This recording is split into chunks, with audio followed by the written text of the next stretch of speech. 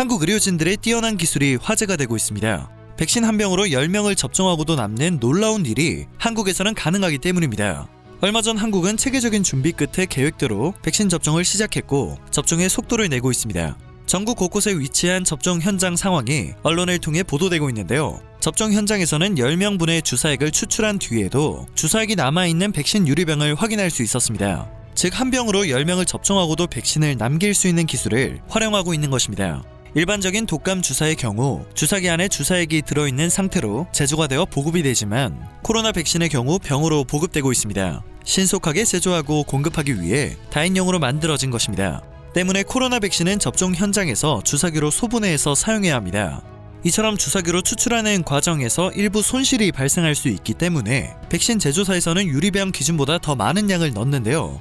한국은 자체적으로 개발한 특수 주사기까지 사용하고 있고 의료진의 기술도 높아 백신 접종 진행에 3단 버프를 받고 있는 상황입니다. 현재 국내에서 사용되고 있는 코로나 백신은 화이자와 아스트라제네카 두 가지가 있습니다. 화이자의 경우 1개 바이알 용기당 6회 접종을 권하고 있고 아스트라제네카의 경우 10회 접종을 권하고 있습니다. 이에 맞춰 아스트라제네카 백신 접종 현장에서는 5ml 한 병에 들어있는 주사액을 0.5ml씩 10번에 나눠 뽑아낸 뒤에 10의 배수 단위로 의료진에게 접종하고 있는데요.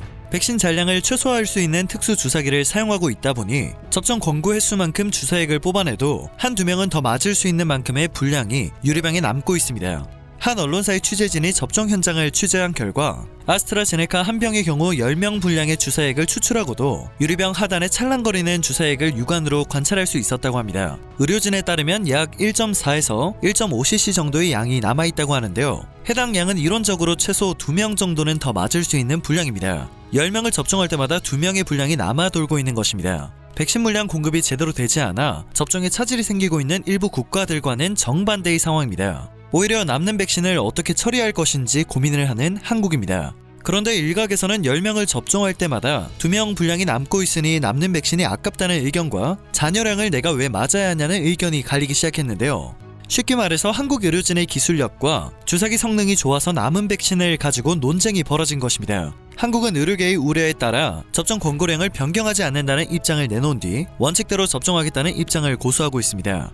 또한 방역당국은 접종 권고량을 변경하지 않는다는 입장을 내놓을 당시 브리핑을 통해 의료진 기술력의 숙련도에 따라 잔여량이 더 남을 수 있다며 그 부분에 대해서는 의료 현장의 판단에 일임을 한다는 입장을 재확인한 바 있습니다. 의료진의 기술력과 숙련도, 전문가들의 판단에 추가 접종 여부를 맡긴 것입니다.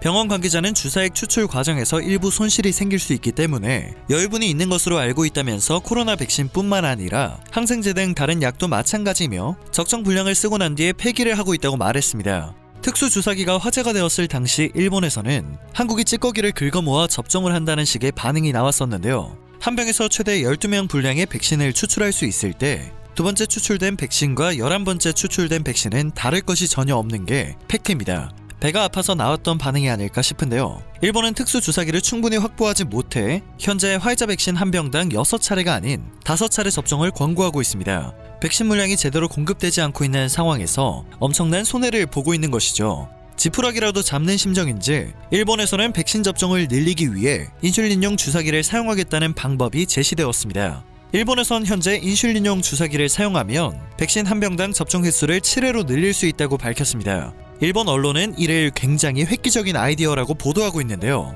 인슐린용 주사기는 피하 주사에 사용되기 때문에 근육 주사인 백신용 주사기보다 바늘 길이가 짧습니다. 거의 절반에 불과한 수준입니다. 그러나 해당 방법을 제시한 병원 측은 일본인이 서양인보다 피하 지방이 얇아 인슐린용 주사기로도 충분히 접종이 가능하다며 초음파 검사로 피하 지방의 두께를 확인한 이후 직원들에게 접종을 시작했다고 설명했습니다.